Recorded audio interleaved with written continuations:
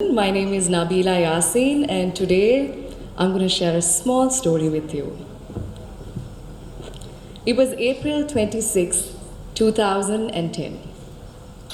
One of my most defining moments happened then, and it was the day I proudly cried the most in 2010. Any guesses on what that day was? It was the day I got my period. I woke up to the sight of fresh blood, and I freaked out, and I ran to my mom, holding my pants and crying, "I don't want to start wearing a shawl now. I don't want to wear a shawl."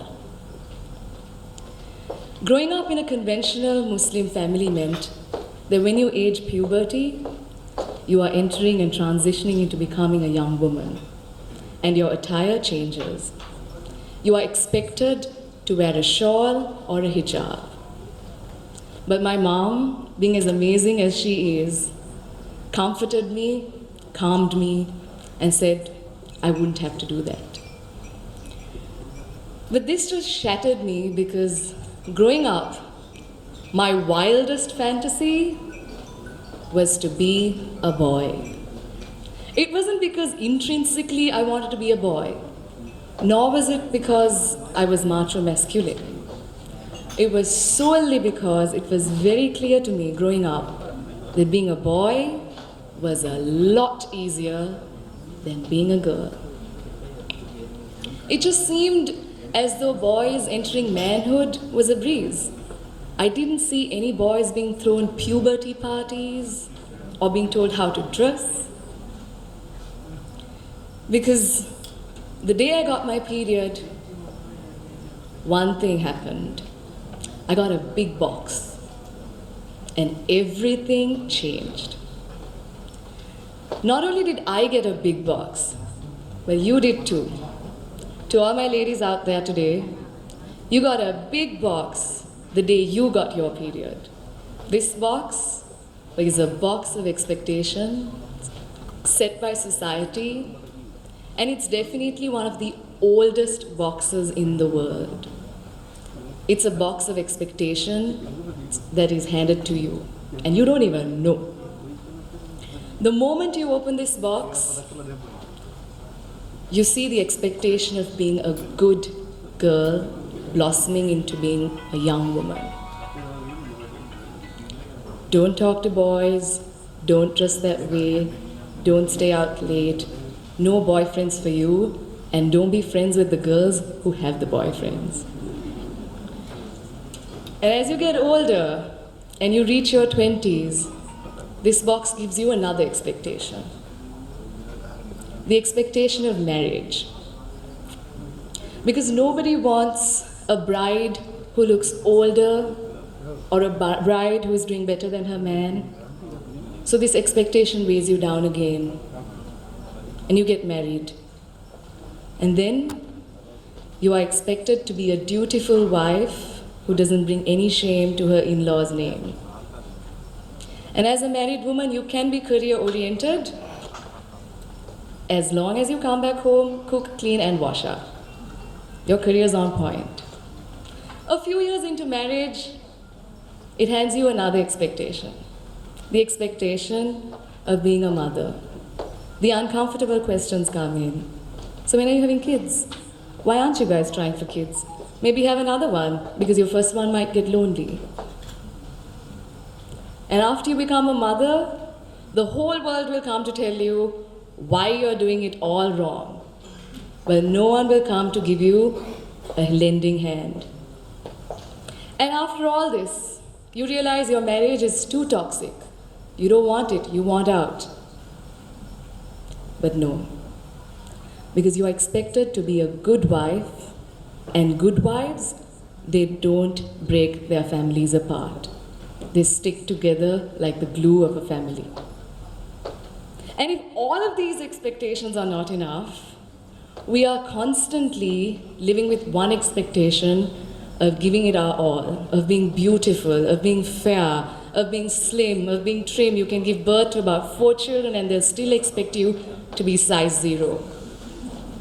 This box is a bottomless pit of expectations. And it's a clear representation of how women have been viewed for centuries on, as nothing but mere pretty objects to accessorize the bigger picture. But the world is changing now. Every single time a woman tops her game, she's shaking things up a little bit. And she's giving you the courage, and she's telling you that you too don't have to fit in the box. Sri Lanka was a country that housed the first female prime minister. But after that, we didn't go uphill. We started going all the way downhill. But the world around us, that's changing. At a slow pace for sure, because it'll take a long time to undo centuries worth of conditioning. It was only in 1920 that women won the right to vote. And until the late 19th century, women's rights was not even heard of. So we are here with less than 200 years of work in.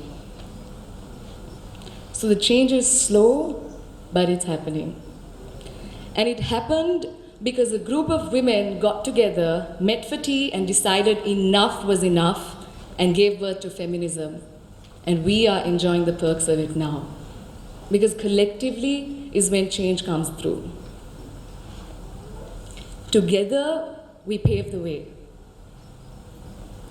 Every single time you see a woman stepping out of the box, smile a little more, judge a little less. Because she's doing it for you and for those after you. She's shaking things up, letting the world know that she's not going to live with any expectation that's weighing her down.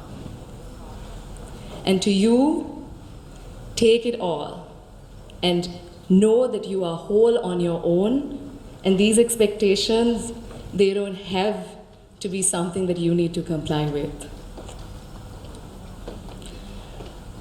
It is scary for us to even take a cab in the night. My work with Not Your Nangi is to get people to send in their stories and tell us about what it is like, what their sexual experiences have been like. Because we don't talk about sexual harassment. We don't talk about sexual violence. And when we do, oh, it's probably because she was wearing a very short dress. It's not because somebody decided to violate another person. Because as women, we have been conditioned to pit ourselves up against another person. If you even take an office environment, the moment there's another female colleague who's employed, you'll see that there's other people trying to invoke jealousy.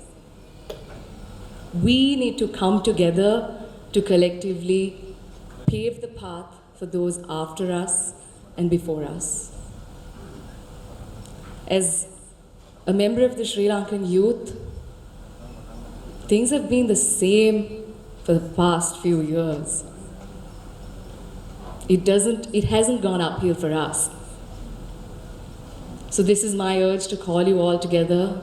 Smile more, judge less when you see another woman breaking the glass ceilings, when you see another woman stepping out of what happens to be not normal, when you see another woman trying to fit outside the box, let her do it, because together we can destroy this box.